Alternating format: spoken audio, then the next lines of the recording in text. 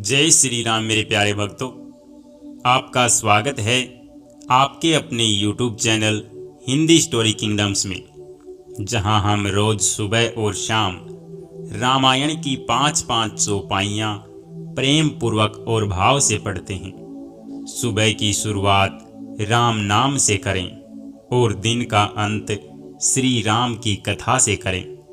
अगर आपने अभी तक चैनल को सब्सक्राइब नहीं किया है तो अभी कर लें और बेल आइकन को दबाना न भूलें, ताकि हर दिन की पावन चौपाइयाँ आप तक समय पर पहुँचती रहें। आइए इस भक्ति यात्रा में हम सब साथ चलें, श्री रामचरितमानस के अमृत वचन सुनें और जीवन को राममय बनाएं।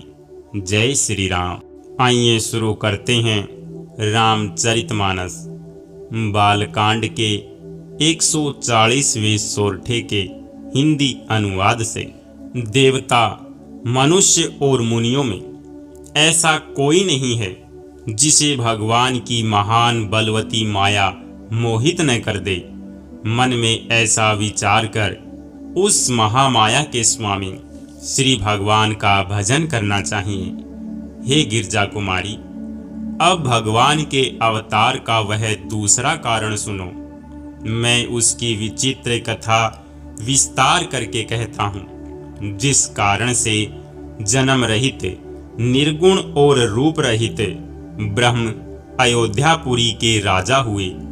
जिन प्रभु श्री रामचंद्र जी को तुमने भाई लक्ष्मण जी के साथ मुनियों का सा वेश धारण किए वन में फिरते देखा था, और हे भवानी, जिनके चरित्र देखकर सती के शरीर में तुम ऐसी बावली हो गई थी कि अब भी तुम्हारे उस बावलेपन की छाया नहीं मिटती। उन्हीं के भ्रम रूपी रोग के हरण करने वाले चरित्र सुनो। उस अवतार में भगवान ने जो जो लीला की, वह सब मैं अपनी बुद्धि के अनुसार तुम्हें कहूँगा। याज्ञवल्क्य जी ने कहा, हे भारद्वाज, शंकर जी के वचन सुनकर पार्वती जी सकुचा कर प्रेम सहित मुस्कुराई। फिर वृषकेतु शिव जी जिस कारण से भगवान का वह अवतार हुआ था, उसका वर्णन करने लगे। हे मुनीश्वर भारद्वाज, मैं वह सब तुमसे कहता हूँ, मन लगाकर सुनो। श्री रामचंद्र जी की कथा कलयुग के पापों को हरने वाली, कल्याण करने वाली और बड़ी सुंदर है।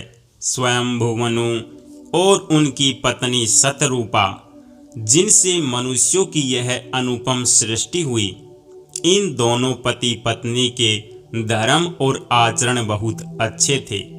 आज भी वेद जिनकी मर्यादा का गान करते हैं। राजा उत्तानपाद उनके पुत्र थे, जिनके पुत्र प्रसिद्ध हरिभक्त ध्रुव जी हुए। उन मनु के छोटे लड़के का नाम प्रियव्रत था, जिसकी प्रशंसा वेद और पुराण करते हैं। पुनः देवहूति उनकी कन्या थी, जो कदर्म मुनि की प्यारी पत्नी हुई, और जिन्होंने आदि देव दीनों पर दया करने वाले समर्थ एवं कृपालु भगवान कपिल को गर्भ में धारण किया।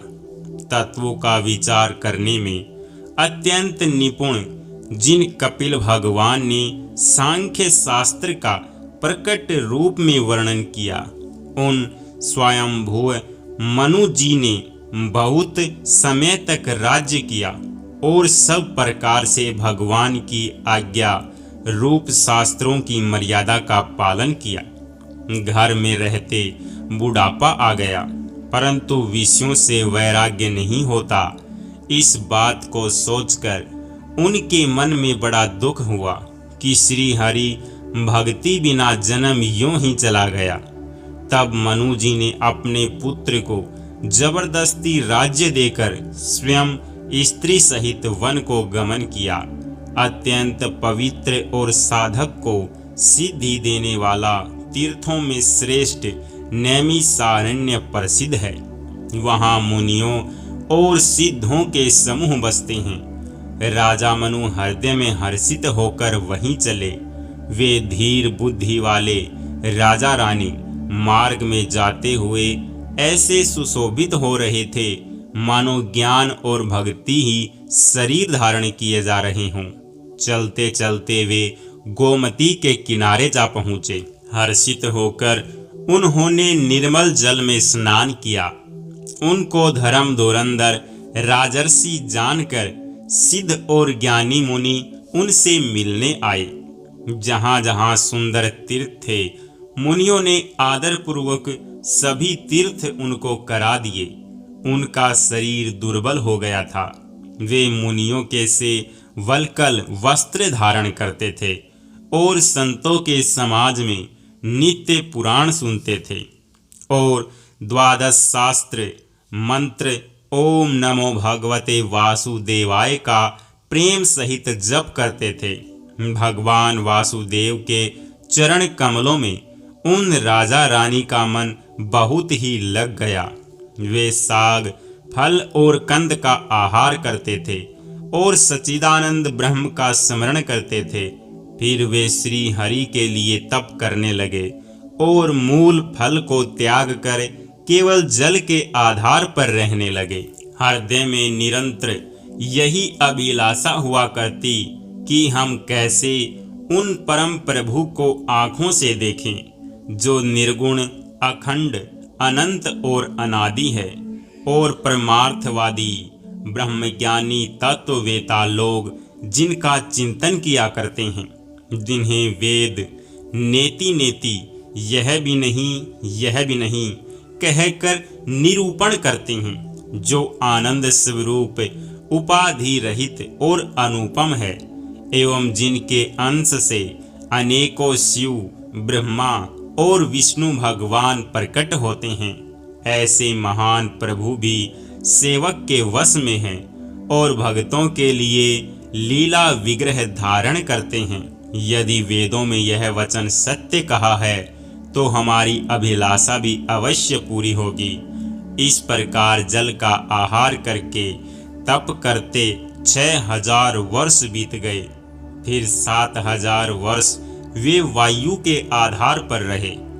10,000 वर्ष तक उन्होंने वायु का आधार भी छोड़ दिया। दोनों एक पैर से खड़े रहे। उनका अपार तप देखकर ब्रह्मा विष्णु और शिव जी कई बार मनु जी के पास आए। उन्होंने इन्हें अनेक प्रकार से ललचाया और कहा कि कुछ वर मांगो, पर ये परम धैर्यवान राजा रानी अपने तप से किसी के डिगाए नहीं डिगे। यद्यपि उनका शरीर हड्डियों का ढांचा मात्र रह गया था, फिर भी उनके मन में जरा भी पीड़ा नहीं थी। सर्वज्ञ प्रभु ने अन्य गति आश्रय वाले तपस्वी राजा रानी को निज दास जाना।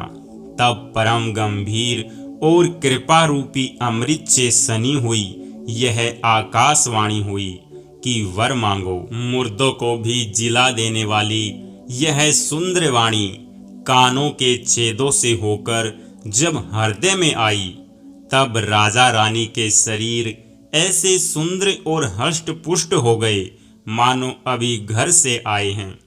कानों में अमृत के समान लगने वाले वचन सुनते ही उनका शरीर पुलकित और प्रफुल्लित हो गया। जब मनु जी दंडवत करके बोले, प्रेम हृदय में समाता न था। जय श्री राम। मेरे प्यारे भक्तों, सुबह के दैनिक रामायण पाठ को हम यहीं पर विश्राम करते हैं।